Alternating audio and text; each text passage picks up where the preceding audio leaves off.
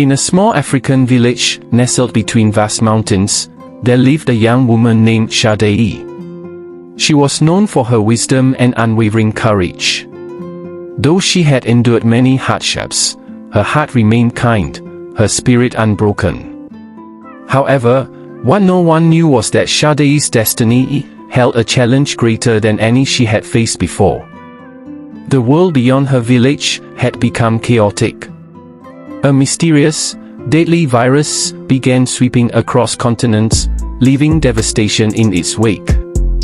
Scientists and leaders alike were baffled, and it seemed that no cure could be found.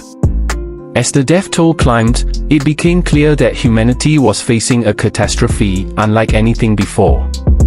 Sade lived far from the turmoil, but even in her quiet village, whispers of fear reached her ears. One evening, she had a vivid dream where her late grandmother appeared, urging her to journey to the far city of Lagos. Sade awoke, feeling an undeniable pull, though she didn't understand why. She packed her things and left the village at dawn. Her journey was long and arduous, yet Sade's resolve was strong. She passed through towns filled with despair, hospitals overrun with the sick, and cities abandoned by those who could flee. Finally, she arrived in Lagos, where the heart of the crisis was beating loudest.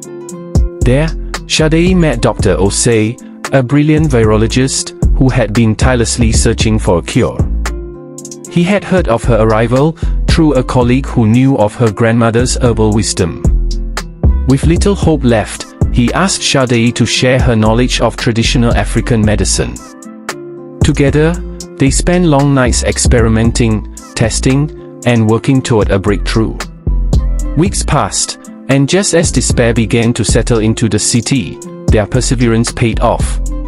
Sade and Dr. Osei discovered that a rare plant native to Sade's village, combined with modern medicine, could neutralize the virus. They worked rapidly to mass-produce the cure, but time was not on their side.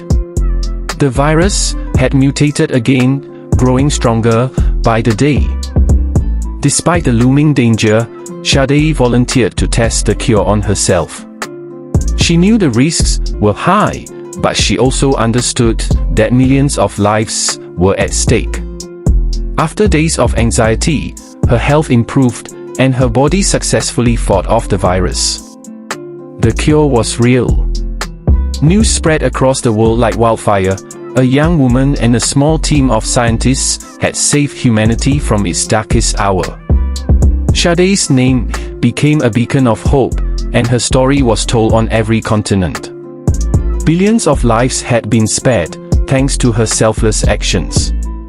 But Sade's journey was far from over. As she looked back at the destruction caused by the virus, she realized that it had taken more than lives. It had robbed people of their connections, their dreams, and their time.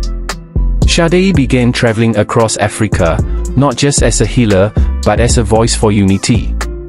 She founded organizations that brought together traditional medicine and modern science, ensuring that the wisdom of her ancestors would never again be overlooked. Years later, as she stood on the world's largest stage, receiving the highest honors from global leaders, Sade reflected on her journey. From the simple girl in the village to the woman who had saved billions, she knew that every step had prepared her for this moment. The world had changed, and so had she. But her greatest lesson was not in the cure she had helped discover, it was in the realization that when one person dares to act, even against overwhelming odds, they can change the fate of millions. It was too late for the world to regret the way it had dismissed traditional knowledge, too late to regret the disunity that had allowed the crisis to worsen. But it wasn't too late to change. And Sade, the girl who once lived in the shadow of mountains, now stood tall as a symbol of hope and resilience, leading humanity into a future where science, wisdom, and compassion walked hand in hand. Moral of the story: never underestimate the power of one person's courage. Sometimes, The solution to the world's greatest problems lies in the wisdom we've long forgotten. And it's never too late to change, unless we fail to act when we still can.